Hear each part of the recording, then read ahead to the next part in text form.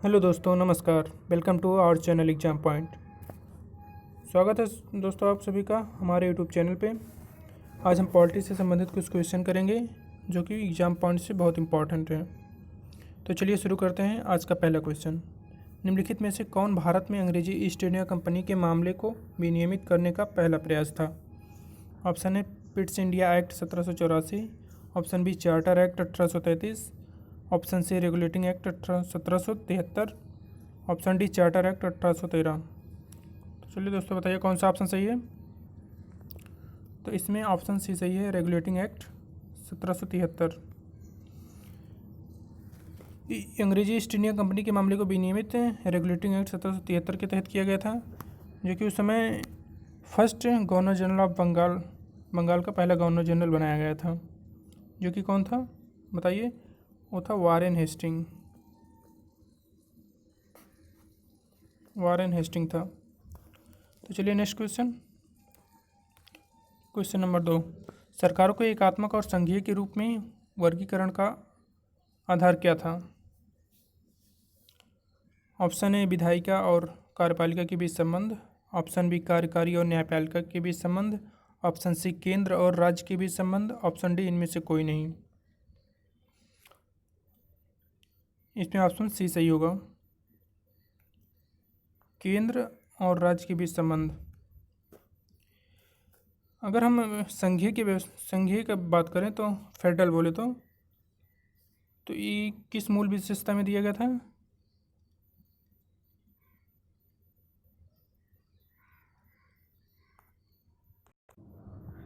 Secularism and federalism, यानी धर्मनिरपेक्ष और संघ। संविधान की मूल विशेषता किस मामले में दिया गया था?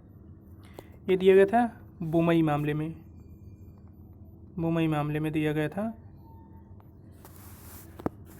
भारत सरकार, हमारी जो भारत की सरकार है वो फेडरल है, लेकिन पूरी तरह से फेडरल नहीं है। क्यों नहीं है?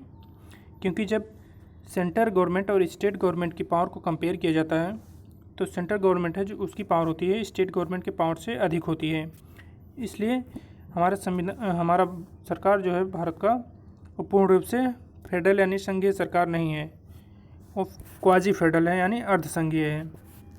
यहाँ पे फेडरल शब्द कुछ विशेषता है। जो पहली विशेषता है कि जहाँ पर फेडरल गवर्नमेंट होगी वहाँ पर दो गवर्नमेंट एग्जिस्ट करेगी, यानी दो गवर्नमेंट होगी, एक स्टेट एक सेंटर, जो कि हमारे यहाँ है। और दूसरा है कॉन्स्टिट्यूशन सुप्रीम होना चाहिए, यानी हमारे देश का जो संविधान है वो सर्वोच्च होना चाहिए, यानी सबसे ऊपर। और जो तीसरा है रिटन कॉन्स्टिट्यूशन होना चाहिए, यानी लिखित संविधान होना चाहिए। हमारे यहाँ सबसे बड़ा लिखित संविधान है। और जो चौथा है न्यायपालिका स्वतंत्र होनी चाहिए, हमारे यहाँ सुप्रीम कोर्ट स्वतंत्र है। और पांचवा है सेंटर और स्टेट के बीच पावर डिवाइडेड होना चाहिए, और हमारे यहाँ वो भी है। तो चलिए नेक्स्ट क्वेश्चन चलते हैं। क्वेश्चन नंबर 3, जब वार्षिक केंद्रीय बजट लोकसभा द्वारा पारित नहीं किया जाता है तो ऑप्शन ए बजट को संशोधित करके फिर से प्रस्तुत किया जाता है, ऑप्शन बी सुझावों के लिए बजट राज्यसभा को भेजा जाता है, ऑप्शन सी केंद्रीय वित्त मंत्री को इस्तीफा देने के लिए कहा जाता है, ऑप्शन डी प्रधानमंत्री मंत्रिपरिषद के त्यागपत्र को प्रस्तुत करता है। तो बताइए इसमें से कौन सा सही होगा? Option D is right answer. जो ऑप्शन डी है ये राइट होगा।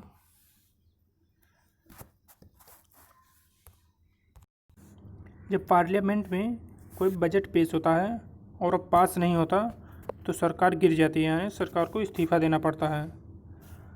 जो हमारे संविधान में बजट शब्द का उल्लेख नहीं है। हमारे संविधान में क्या उल्लेख है? एनुअल फाइनेंस स्टेटमेंट, यानी वार्षिक वित्तीय विवरण उल्लेख है हमारे संविधान में। विवरण जो कि आर्टिकल 112 में दिया गया है।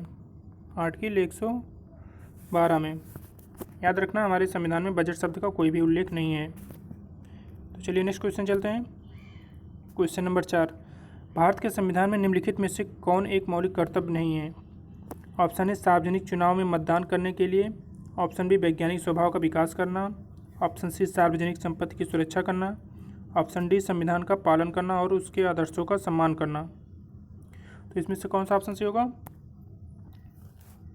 कौन सा मौलिक कर्तव्य नहीं हमारा? Option A is right answer, सार्वजनिक चुनाव में मतदान करने के लिए। ये हमारा मौलिक अधिकार ना हो कि ये हमारा विधिक अधिकार है, ये हमारा विधिक अधिकार है।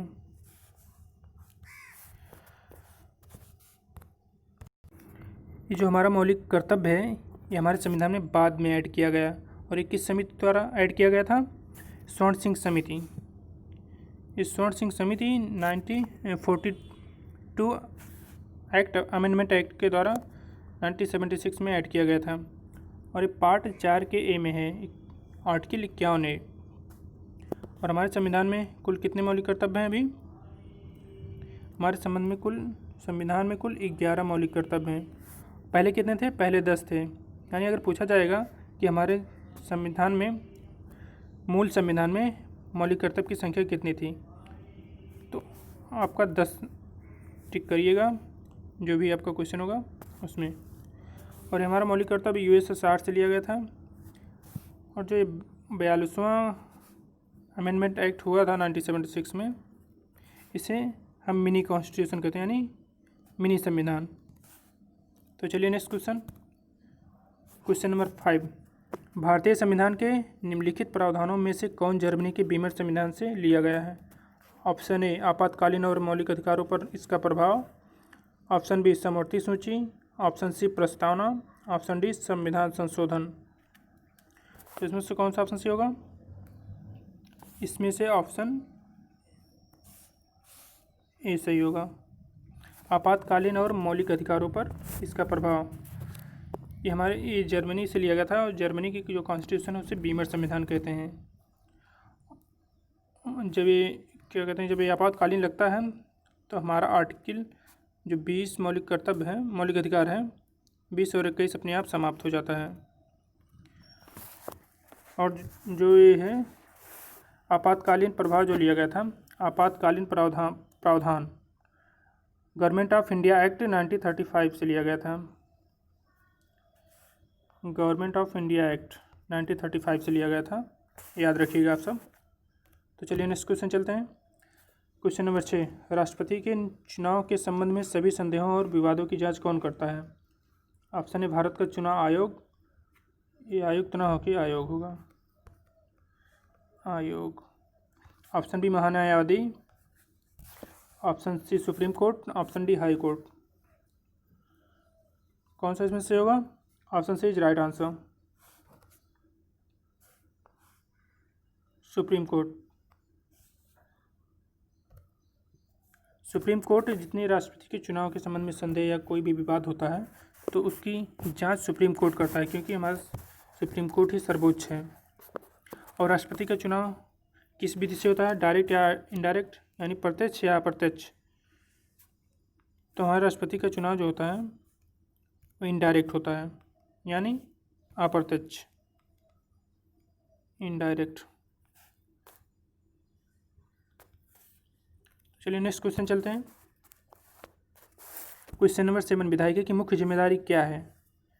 ऑप्शन ए केंद्रीय प्रशासन, ऑप्शन बी कानूनों का निर्माण, ऑप्शन सी न्यायिक मामले का निष्पादन, ऑप्शन डी कानूनों का निष्पादन। तो इसमें option B is right answer, option B correct answer है। इसमें जो विधायिका की जिम्मेदारी है, विधायिका की मुख्य जिम्मेदारी वो कानून का निर्माण करना है, लेकिन हमारी कार्यपालिका जो कानून बनते हैं उसे लागू करने का उसकी जिम्मेदारी है।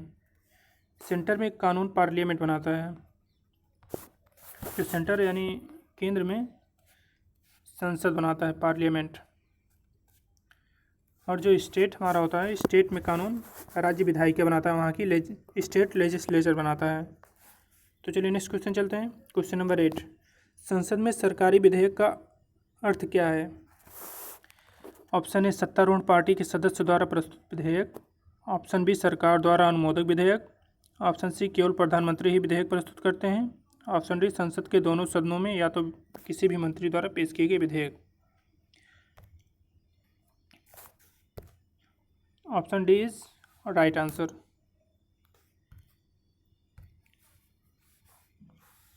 इसमें ऑप्शन डी सही है। संसद के किसी भी सदन में मंत्री द्वारा पेश किया गया बिल। जो हमारे मंत्री होते हैं, ये जो संसद में किसी भी बिल को पेश करते हैं तो उसे सरकारी बिल कहते हैं। लेकिन कोई भी एमपी यानी मेंबर ऑफ पार्लियामेंट ये प्रस्तुत नहीं करता है सरकारी विधेयक को। और विधेयक जो बिल होता है उस संसद में जब पेश किया जाता है, बिल यानी विधेयक, संसद से जब पारित हो जाता है तो एक्ट बन जाता है, नहीं अधिनियम, और एक कानून बन जाता है। जो बिल होता है, बिल दो प्रकार के होते हैं, एक पब्लिक बिल यानी सरकारी बिल, एक पब्लिक बिल और एक प्राइवेट बिल यानी गैर सरकारी। ये जो पब्लिक बिल होता है इसे मंत्री द्वारा पेश किया जाता है, कोई भी मंत्री पेश कर सकता है। और जो प्राइवेट यानी गैर सरकारी बिल होता है मेंबर ऑफ पार्लियामेंट द्वारा, संसद के किसी भी सदस्य द्वारा ये पेश किया जाता है।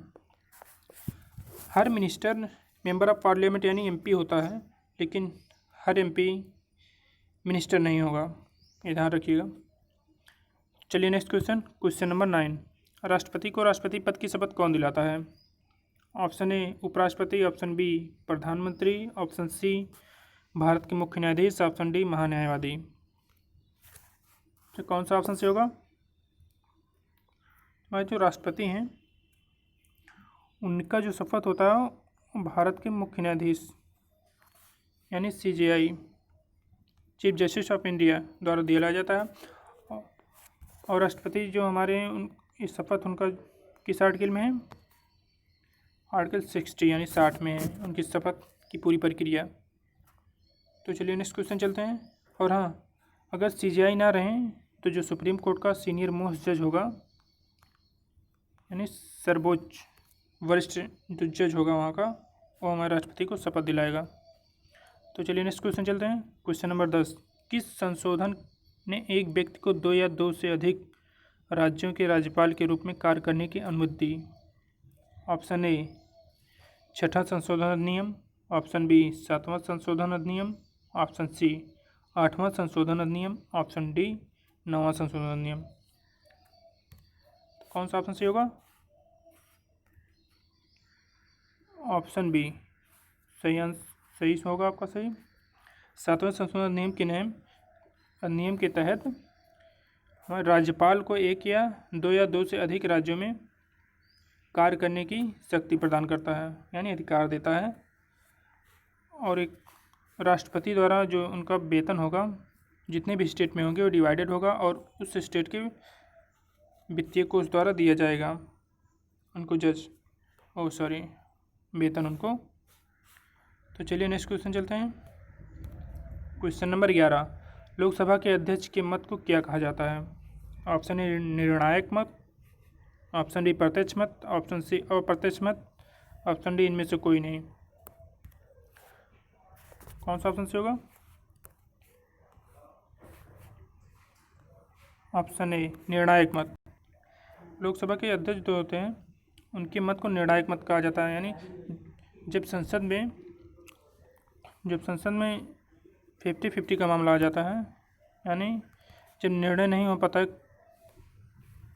किसका बहुमत है,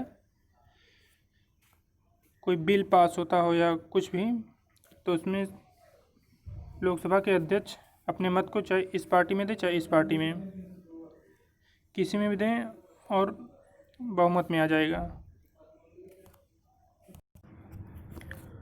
और जब लोकसभा के अध्यक्ष को हटाने की बात चल रही हो तो अपने पक्ष में वो मत नहीं कर सकते, उस समय निर्णायक मत नहीं कर सकते, बाकी अपने पक्ष में कर सकते हैं और इसे कास्टिंग वोट कहते हैं। ये निर्णायक मत को कास्टिंग वोट कहते हैं। तो चलिए नेक्स्ट क्वेश्चन चलता है। Question number 12। निम्नलिखित में से कौन संसद के दोनों सदनों में से किसी का सदस्य नहीं होगा?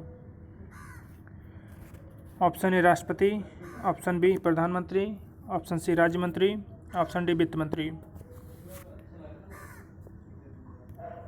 ऑप्शन ए सही आंसर है। जो हमारे राष्ट्रपति होंगे वो संसद के दोनों सदनों यानी लोकसभा और राज्यसभा के सदस्य नहीं होंगे। लेकिन जो ये जो संसद होता है, संसद यानी पार्लियामेंट, इसके 3 भाग होते हैं, जो कि हमारे राष्ट्रपति एक भाग हैं। भारत के प्रेसिडेंट,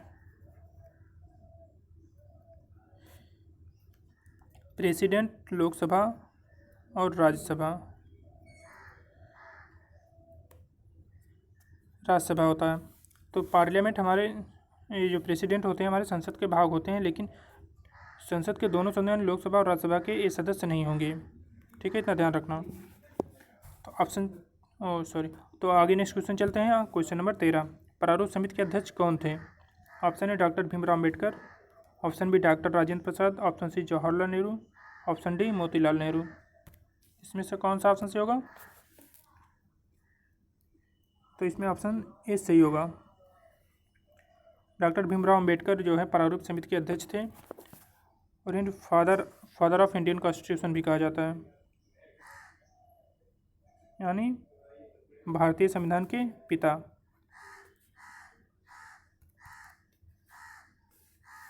तो नेक्स्ट क्वेश्चन चलते हैं। क्यों कहा जाता है? क्योंकि ये जो संविधान का मूल ढांचा है इन्होंने तैयार किया था।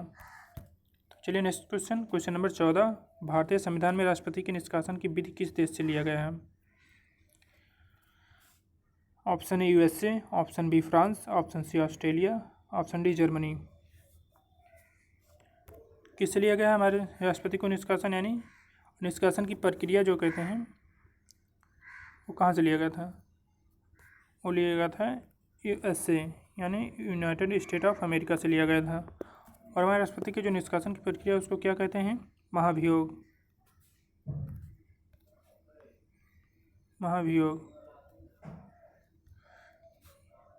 यानी इम्पीचमेंट।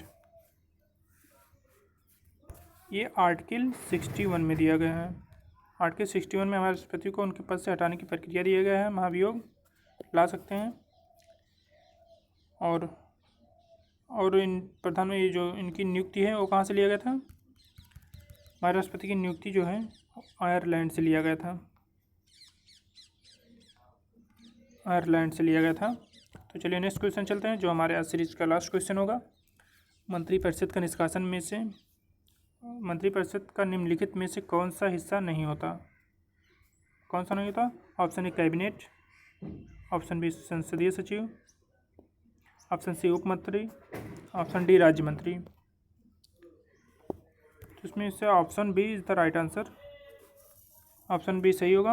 ये संसदीय सचिव जो होते हैं हमारे मंत्रिपरिषद का हिस्सा नहीं, तो बाकी कैबिनेट मंत्री ये होते हैं, उप मंत्री ये भी होते हैं, जो मुख्यमंत्री के जो सेवाओं यानी कार्यों को डिवाइड करते हैं, और ये राज्य मंत्री भी होते हैं। तो चलिए दोस्तों, थैंक यू। अगर वीडियो पसंद आए तो लाइक, शेयर और सब्सक्राइब करें। अगर कोई सुझाव हो तो कमेंट बॉक्स खुला रहेगा, उसमें आप कमेंट कर सकते हैं। तो चलिए, धन्यवाद।